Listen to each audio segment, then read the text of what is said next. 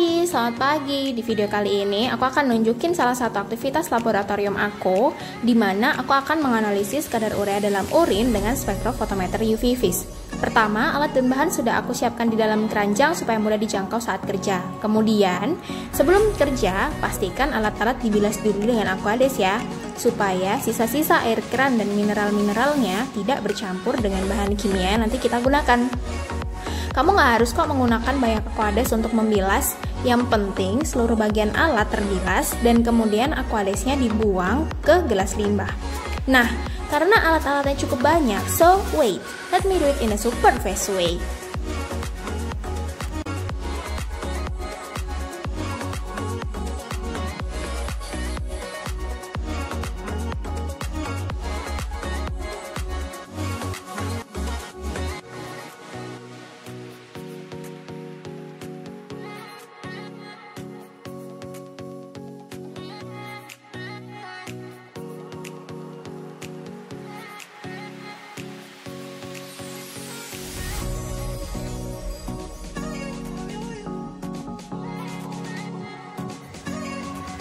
Next, sebelum kerja kita pakai dulu handscrew-nya supaya aman. Kemudian di sini aku bikin dulu larutan pengompleks dengan bahan-bahan yang tadi sudah kusiapkan. Karena larutan ini perannya penting banget, jadi harus dibuat dengan takaran yang super presisi. Jadi pastikan kalian mengukur jumlah bahan dengan benar ya.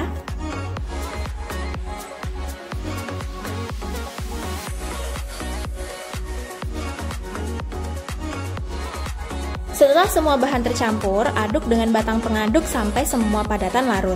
Penambahan satu reagen dengan yang lain gak harus urut kok, yang penting tercampur. Karena urutan reaksi dalam proses pembuatan larutan pengompleks ini tidak akan berpengaruh pada hasil yang terbentuk. Nah, nanti di situ kalian juga bisa lihat kalau larutan pengompleks ini ternyata warnanya kuning. Terus, kalau misalnya udah kelar, jangan lupa tutup gelas beker dengan apapun yang bisa jadi penutup, terus simpan di tempat gelap. Biasanya sih penutupnya pakai plastik wrap, tapi karena aku nggak punya, jadi kututup aja pakai tisu. Tujuannya cuma supaya nggak kejatuhan bahan asing aja.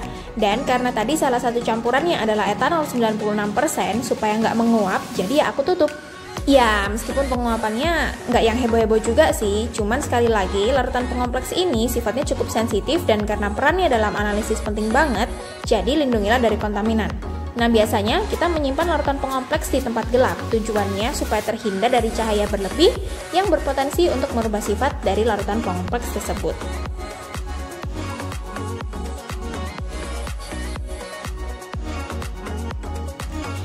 Oke, next, kemudian di sini aku bikin larutan standar urea 500 ppm dulu dari padatan yang udah ditimbang. Baru kemudian aku encerkan jadi larutan standar urea dengan konsentrasi yang lebih kecil. Pastikan saat membuat larutan urea ini, karena dibuatnya di dalam labu ukur, jadi volume pelarut yang ditambahkan jangan sampai melebihi garis meniskus ya. Karena kalau lebih dari garis meniskus, nanti konsentrasinya bisa lebih dari 500 ppm atau justru malah kurang. Ups, tapi secara umum kalau kita menambahkan lebih banyak pelarut, maka konsentrasinya akan lebih kecil sih ya. Nah, di sini ketika penambahan pelarut sudah mendekati garis meniskus, aku pakai pipet tetes untuk menambahkan pelarut per tetes agar tidak berlebih atau melebihi garis meniskus. Kemudian, homogenkan larutan dan karena di sini labunya cukup besar, maka aku mengocoknya dengan dua tangan dan aku bolak-balik labunya. Terus next step, aku buat larutan standar dengan konsentrasi yang lebih kecil dari 500 ppm dengan jumlah 10. Jadi, aku siapin dulu labu ukurnya dan mulai mengencerkan. Karena aku nanti butuhnya ngebikin larutan standar dengan konsentrasi yang lebih kecil itu sebanyak 100 ml, maka aku pakai labu yang ukurannya 100 ml. Terus di sini untuk volume larutan standar 500 ppm yang aku pipet, kemudian aku encerkan, ngambilnya nggak asal-asalan ya, tapi sudah aku hitung terlebih dahulu sebelum aku memulai aktivitas di laboratorium ini.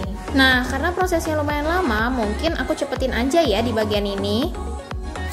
Nah, ini 10 larutan standar yang udah jadi. Kalau dilihat, ada larutan standar mulai dari konsentrasi 25 ppm, 50, 100, sampai dengan 450 ppm. Terus ini ada juga alat-alat yang tadi aku pakai dan memang belum aku beresin. Kelihatan berantakan sih, tapi nggak apa-apa karena nanti masih akan aku pakai lagi. Next, larutan standar yang udah aku buat kemudian dimasukin ke glass beaker kecil-kecil untuk ditambahkan dengan larutan pengompleks.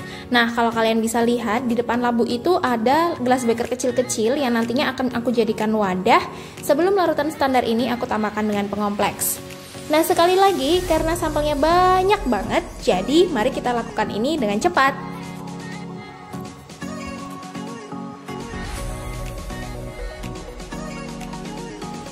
Untuk kalian yang bertanya-tanya kenapa aku nggak cuci dulu pipetnya sebelum aku pakai untuk ambil larutan standar di labu yang berbeda, jawabannya adalah nggak apa-apa. Karena aku ambilnya mulai dari larutan standar yang konsentrasinya paling kecil. Tapi di situ aku tetap menyeka atau membersihkan bagian luar pipet dengan tisu supaya nggak kecampur dengan larutan standar yang ada di labu dan berpotensi merubah konsentrasinya.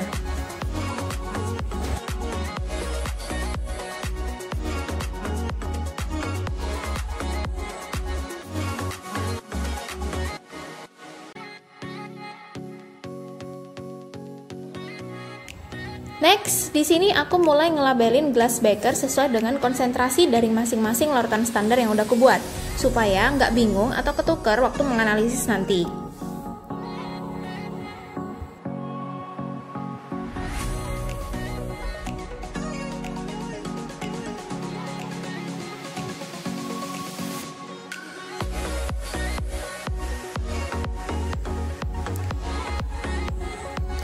Terus aku bersihkan pipet yang tadi aku pakai dengan Aquades karena setelah ini akan aku pakai lagi untuk larutan pengompleks. Begitu juga dengan glass beaker yang aku bilas dengan Aquades dan aku pakai lagi untuk wadah larutan pengompleks.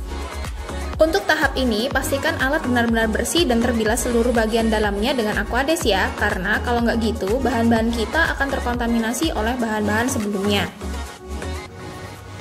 Nah, di sini aku mulai menambahkan larutan pengompleks ke dalam larutan standar yang sudah aku buat tadi, dan setelah itu tinggal nunggu 1 jam supaya reaksi antara urea dalam larutan standar dengan larutan pengompleks berlangsung secara optimal.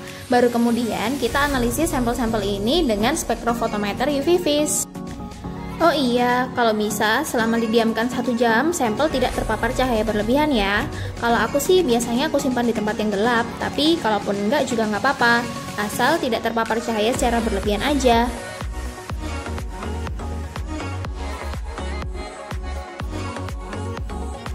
Nah, sambil nunggu 1 jam, kita bisa amati hasil dari pencampuran larutan standar dengan pengompleks. Di sini terlihat bahwa semakin tinggi konsentrasi larutan, warna yang tampak juga lebih jelas dibandingkan dengan yang konsentrasinya rendah. Kenapa? Karena di konsentrasi yang lebih besar, terkandung lebih banyak urea yang bereaksi dengan pengompleks membentuk senyawa baru yang warnanya kuning. Jadi, semakin banyak urea di dalam larutan, maka semakin banyak pula senyawa warna kuning yang dihasilkan, sehingga warna larutan menjadi terlihat lebih pekat. Untuk lebih jelasnya, bisa kita bandingkan warna dari larutan dengan konsentrasi 25 ppm dengan 450 ppm. Di situ terlihat bahwa konsentrasi 450 ppm memiliki warna kuning yang lebih pekat dibandingkan dengan larutan yang berkonsentrasi 25 ppm. Ya karena memang di dalam larutan yang konsentrasinya 450 ppm lebih banyak ureanya dibandingkan dengan yang ada di dalam larutan dengan konsentrasi 25 ppm.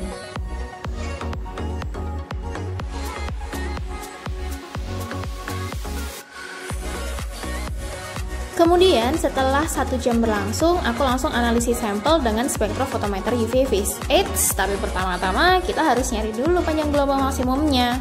Di sini aku pakai larutan standar urea 500 ppm yang sudah dikomplekskan selama 1 jam untuk mencari panjang gelombang maksimum.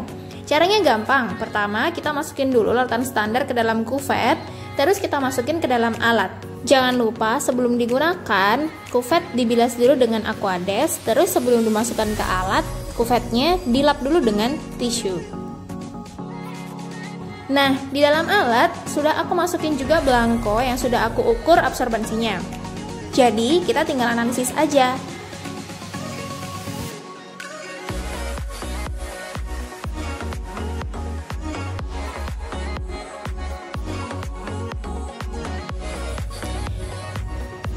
Terus, jangan lupa bawa kertas atau buku ya untuk mencatat nilai absorbensinya.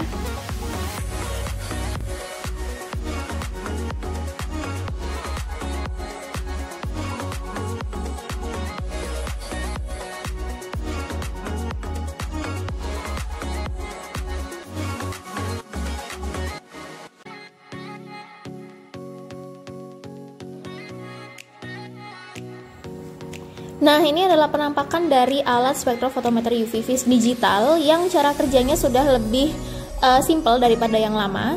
Tadi kan kita udah nyiapin sampel ya. Sampel ini kemudian kita masukkan ke dalam kuvet. Biasanya kuvet bisa kita temukan di situ. Nah, itu adalah tempat untuk kuvet. Kemudian sampel kita masukkan ke dalam tempat yang bulat itu. Dan ini adalah layar data di mana kita bisa melihat hasil atau nilai dari absorbensi sampel. Kemudian hasil tersebut harus kita catat di dalam buku catatan kita atau kertas.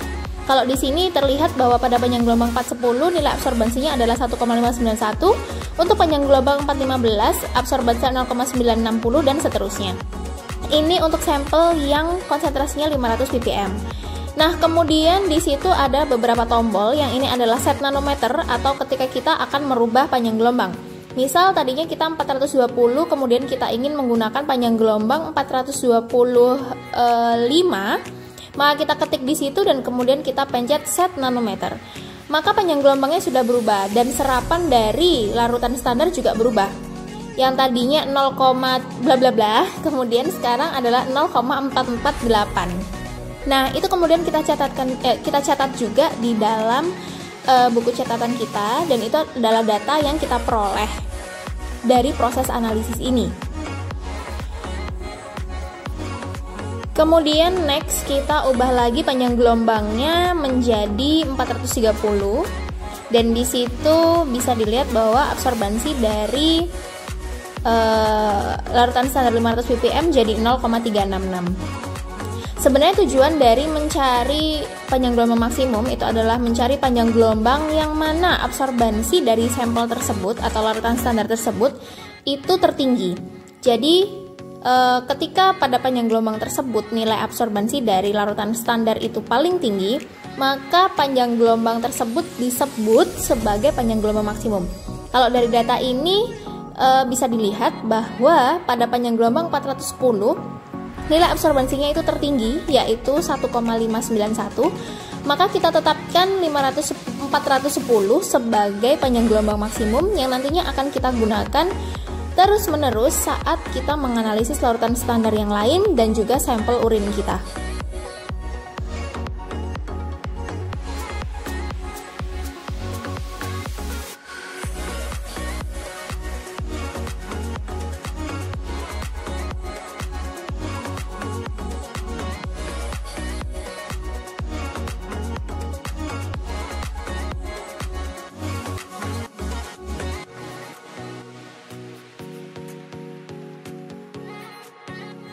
Kemudian ini adalah cara untuk mengubah-ubah posisi sampel. Jadi di dalam tempat sampel itu posisi sampel disusun melingkar, yang mana setiap tempat sampel memiliki kode angka B untuk belangko dan ada juga kode 1-5 untuk sampel. Tapi maaf, penampakan dalam tempat sampel ternyata tidak terekam, jadi aku nggak bisa nunjukin langsung tata letaknya kayak gimana.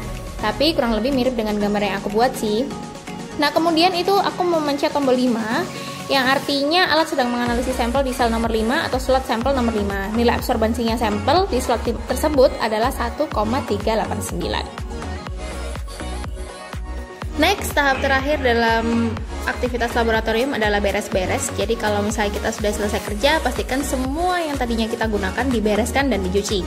Itu aku lagi nuangin sampel-sampel yang nggak kepake ke dalam gelas limbah, jadi nanti ngebuangnya biar sekalian, biar nggak bolak-balik.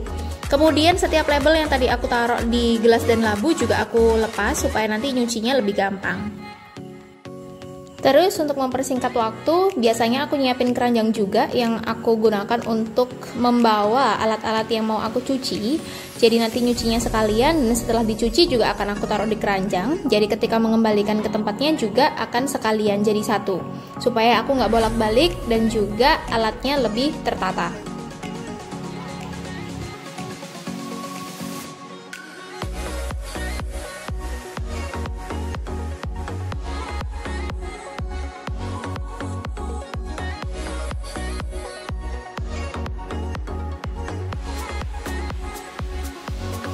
Setelah semua alat-alat yang kotor masuk keranjang, aku bawa ke wastafel dan siap untuk dicuci.